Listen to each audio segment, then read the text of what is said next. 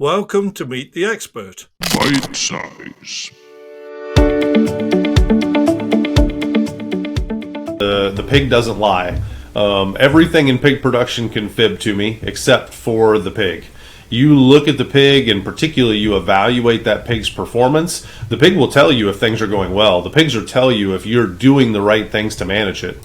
If the pig's giving you feedback through its production, through its performance, that things aren't going well, you have to listen to that. Even if you think you're implementing everything in the production SOP perfectly, there's something missing there. You know, the controllers that manage the environment of the room, they may have some data issues, right? They may not have a probe that's working right.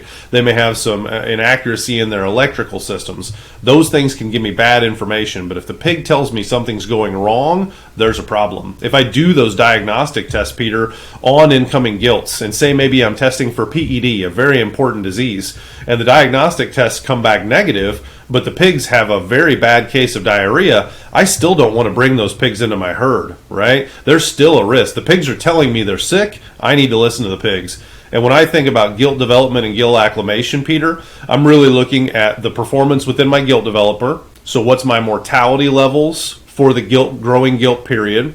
What's my growth levels? How effective are my gilts growing during this period of time? We want optimal growth on those gilts so that they are at the right weight at the right time to breed. I'm going to look at the percentage. Could you offer could you offer a benchmark on growth, please? Sorry, Jim. Yeah, and I'll apologize. It'll take me a second to do my pounds to kilograms translation. No, you do kilograms or pounds. Our listeners are very versed in everything. They're much more knowledgeable than I am. So you go pounds. Yeah, so I think we really want to target at least a pound and a half per day of gain on those gilts. That's what I would say would be kind of a minimum expectation there, 1.5 pounds. Starting from when to when, sorry. That pound and a half, which, as you know, equates to well under a kilo, starting at what point to what point would that growth? Yeah, I would say that would be from weaning time, Peter, all the way up until we select those animals, and that's generally a period of about 3 weeks of age to 20 weeks of age.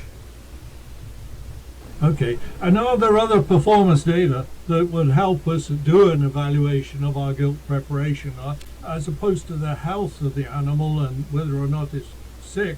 Are there other things that you look at in your advisory capacity that tells you, look, we've got to check how the gilts are being prepared? Yeah. The next thing I'm going to look at, Peter, is the percentage of gilts that are coming into heat by 30 weeks of age.